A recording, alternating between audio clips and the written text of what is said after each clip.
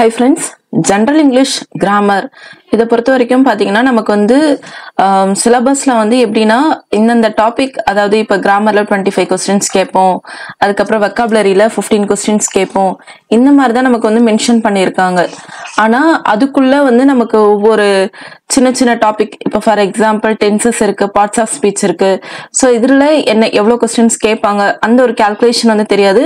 But நம்ம ஓரளவுக்கு அப்ராக்சிமேட்டா calculate பண்ணா எதுக்கு அதிக இம்பார்ட்டன்ஸ் தரணும், நம்ம கண்டிப்பா எல்லாமே படிச்சுதான் ஆகணும் லாங்குவேஜ் சப்ஜெக்ட்ஸ் பொறுத்த வரைக்கும். பட் இருந்தாலும் ஒரு டாபிக்ல இருந்து எவ்வளவு வருது என்ற ஒரு கால்குலேஷன் நமக்கு வந்து தெரியணும். ஸோ நான் இது வந்து ஓரளவுக்கு ப்ரீவியஸ் இயர் கொஸ்டின் எல்லாமே வச்சு இந்த மாதிரி இந்த டாபிக் இந்த அளவுக்கு இம்பார்ட்டன்ஸ் தராங்க டிஎன்பிஎஸ்சி கொஸ்டின் பேப்பர்ல. ஸோ அந்த பேஸ்ல வந்து நான் இதை வந்து ரெடி பண்ணியிருக்கேன்.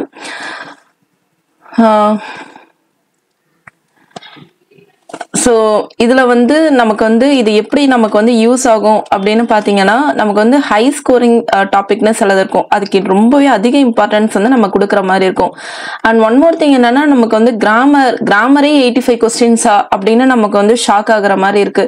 பிகாஸ் முன்னாடி வந்து 30-35 அந்த ரேஞ்ச்ல தான் வந்து கிராமர், போயம் 30, அப்புறம் ப்ரோஸ் அந்த மாதிரி வந்து இருக்கும். ஆனா உண்மையா என்ன பாத்தீங்கன்னா, கிராமர் வந்து ஒரு 25 கொஸ்டின்ஸ் தான். இது வெக்காபுலரி, இது இந்த சினானிம்ஸ், ஆண்டனிம்ஸ் இதெல்லாம் கிராமர்ல வராது. இதெல்லாம் ஓரளவுக்கு நம்ம மனப்பாடம் பண்ற விஷயம் தான். இந்த ஒன் வேர்ட் சப்ஸ்டிடியூஷனா இருக்கட்டும், idioms and phrase, British English, American English. So இந்த ஒரு 15 கொஸ்டின் வந்து கிராமர்ல வந்து ரொம்ப தான் வராது. அதே சமயத்துல வந்து பாத்தீங்கன்னா, இந்த ரைட்டிங் ஸ்கில்ஸ் இதுல வேணா கொஞ்சம் கொஞ்சம் அந்த கிராமர் கலந்து கொஞ்சம் வரும். இது வந்து நம்மளுடைய ஓவரால் அண்டர்ஸ்டாண்டிங் தான். ஜம்பிள்டு சென்டென்ஸ் நம்ம ஒரு லெசன் படிக்கும் போது எந்த அளவுக்கு நல்லா படிச்சு வச்சிருக்கோம். இப்ப வந்து இந்த ஃபர்ஸ்ட் ஃபிளைட் அதுலயே வந்து ஒரு பேர்ட் பறக்கிறதுக்கு என்னென்ன ஸ்டெப் எல்லாம் எடுத்தது.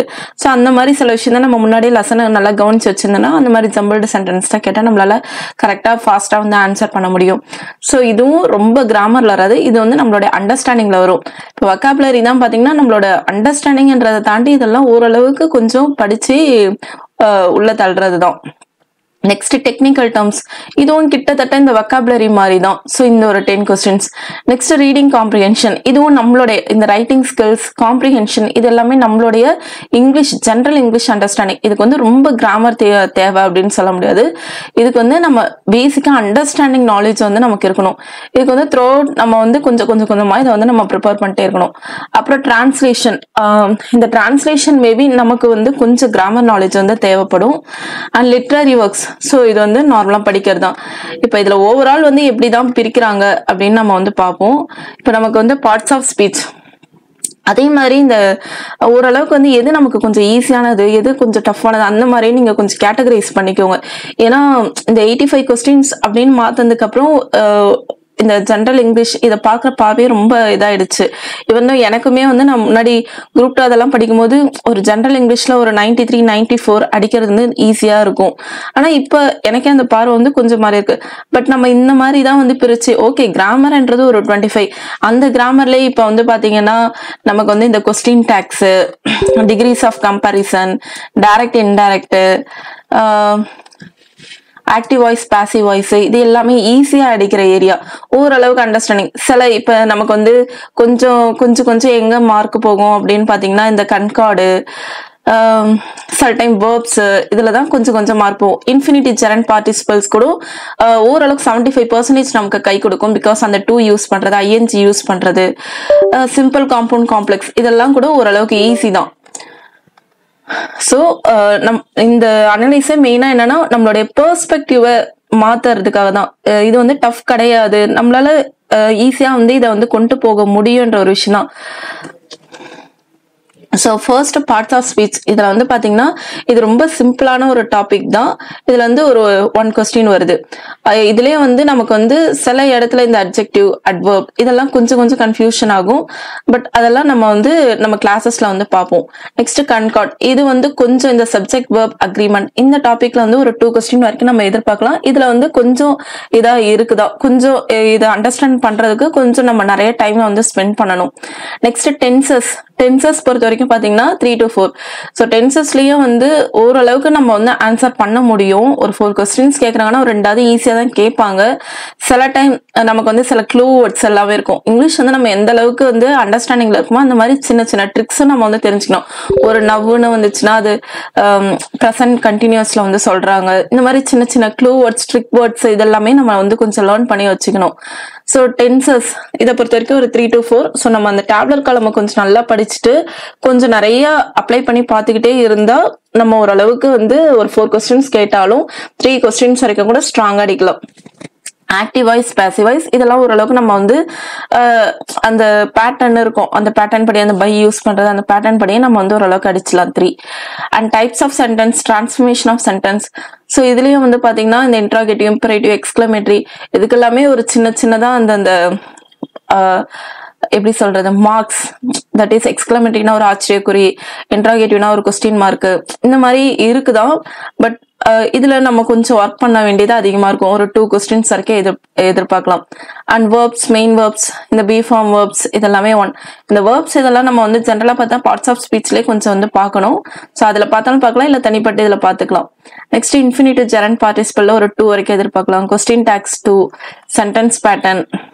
ஸோ எல்லாத்துலயுமே வந்து ஒரு 2 to 3 questions. ஸோ அதிகமா வந்து பாத்தீங்கன்னா இந்த டென்ஸ், நெக்ஸ்ட் டைரக்டிவ், இன்டைரக்ட் இதுலதான் கொஞ்சம் அதிகமா நம்ம வந்து எதிர்பார்க்கலாம். அண்ட் தென் இப்ப வொக்காபுலரியில பாத்தீங்கன்னா நமக்கு ஜென்ரலாவே வந்து வொக்காபுலரியில நார்மல் ஒரு 30-35 questions கேட்கற இடத்துல ஒரு 3 to 6 question ஜென்ரலா சினானிம்ஸ் 3, ஆன்டனிம்ஸ் 3 வந்து கேட்பாங்க. ஸோ இது வந்து நமக்கு எப்படி சொல்றது ஒரு 50% நமக்கு கை கொடுக்கும். பட் இந்த இடத்துல நம்ம ஸ்கோரிங் ஏரியான்றதுனால நம்ம கொஞ்சம் நிறைய படிச்சுக்க வேண்டியது முக்கியம். இத வொக்காபுலரியை வந்து எப்படி படிக்கணும்னு நான் வந்து சொல்றேன். நெக்ஸ்ட் வந்து ஹோமோஃபோன்ஸ், கலோகேஷன்ஸ். ஸோ இதுல வந்து ஒரு 1 or 2. ஸோ இந்த டாபிக்ஸ் எல்லாத்துலயும் பாத்தீங்கன்னா ஒரு 1 to 2 questions வந்து வரும். ஸோ இதுல வந்து நம்ம வந்து பிரிட்டிஷ் இங்கிலீஷ், அமெரிக்கன் இங்கிலீஷ் இதெல்லாம் ஈஸி தான். காம்பவுண்ட் வேர்ட்ஸ் ஈஸி, அப்ரிவேஷன்ஸ் கூட ஓரளவுக்கு நம்ம ஸ்கூல் புக்ல இருக்கிறத படிச்சுக்க வேண்டியதுதான். நெக்ஸ்ட் சிங்குலர், ப்ளூரல் ஓரளவுக்கு அடிச்சலாம். ஒன் வேர்ட் சப்ஸ்டியூஷன் அடிச்சிடலாம். சில இடத்துல இந்த idioms and phrasal verbs maximum நம்ம ஸ்கூல் புக்ல இருக்கிறத தரவா படிச்சிடலாம். ஹோமோஃபோன்ஸ் இந்த ஏரியா வந்து ஓரளவுக்கு ஈஸி தான். இந்த சினானிம்ஸ், ஆன்டனிம்ஸ் மட்டும் குறைஞ்சது ஒரு 500 to 1000 நம்ம ஸ்கூல் புக்ல இருக்கிறத தரவா படிக்க வேண்டியது இருக்கு. நம்ம வந்து நினைக்கிறோம் கிராமர் 85, ஆனா சினோனிம்ஸ், ஆன்டனிம்ஸ் கிட்டத்தட்ட ஒரு லெசன்ல இருந்தா கேக்குறாங்க, ப்ரோஸ்ல இருந்தா கேக்குறாங்க, ப்ரோஸ் அண்ட் போயம்ல தான். சோ கிட்டத்தட்ட பாத்தீங்கன்னா இதெல்லாம் அதுலதான் கவர் ஆகுது. நெக்ஸ்ட் ரைட்டிங் ஸ்கில்ஸ், இந்த லெட்டர் ரைட்டிங், ஜம்பிள்டு சென்டென்ஸ், அதுக்கப்புறம் இந்த பிளாங்க்ஸ், சப்ஸ்டியூஷன்ஸ். ஸோ இதுல இருந்து ஒரு 10 questions கேட்கறாங்க. இதுல நம்ம லெட்டர் ரைட்டிங் இந்த ஃபார்மேட்ல ஒரு 4 questions. இது எல்லாமே கொஞ்சம் ஹை வேல்யூவான டாபிக் ஏரியா தான். இதை வந்து நம்ம நல்லா இதெல்லாம் நம்மளுடைய வீக்லி ஒரு லெட்டர் ரைட்டிங் பிராக்டிஸ் ஆகுது. நம்ம எடுத்து நிறைய கொஸ்டின்ஸ் பிராக்டிஸ் அப்ளை பண்ணது மூலமா தான் இந்த ஸ்கில்ல தான் நம்ம டெவலப் பண்ண முடியும். இதெல்லாம் நம்ம படிக்கிறது, இதெல்லாம் நம்ம ஸ்கில்ல டெவலப் பண்ற ஏரியா. டெக்னிக்கல் டேர்ம்ஸ், இதுவும் இந்த மாதிரி டேர்ம்ஸ் எல்லாத்தையும் நம்ம வந்து ஜென்ரலா வந்து ஒரு கலெக்டிவா எடுத்து படிச்சிட்டோம்னா இதுவும் கிட்டத்தட்ட வொக்காபுலரி மாதிரி தான். ஸோ ஒரு 10 questions நம்ம கண்டிப்பா வந்து அடிக்க முடியும். நெக்ஸ்ட் ரீடிங் காம்ப்ரிஹென்ஷன், இதை வந்து ஒரு 20 questions வரைக்கும் கேட்கறாங்க. ஸோ இதுவும் ரைட்டிங் ஸ்கில்ஸ் மாதிரி தான், நம்மளுடைய ஓவரால் அண்டர்ஸ்டாண்டிங் தான் இதுவும் ஃபுல்லாவே. இதுல வந்து ஒரு 20 questions. ஸோ ஹை இம்பார்ட்டன்ட் தர வேண்டிய டாபிக்ஸ் இது. அண்ட் டிரான்ஸ்லேஷன்ல பாத்தீங்கன்னா ஒரு 5 questions. இதுவும் நம்மளுடைய த்ரூ அவுட் பிராக்டிஸ் தான். ஸோ நம்ம படிக்க வேண்டியது அப்படின்னு பார்த்தா இந்த டேர்ம்ஸ், வெக்காபுலரி இதெல்லாமே. இந்த writing skills, reading comprehension, translation இதெல்லாமே நிறைய அப்ளையிங் ஏரியா.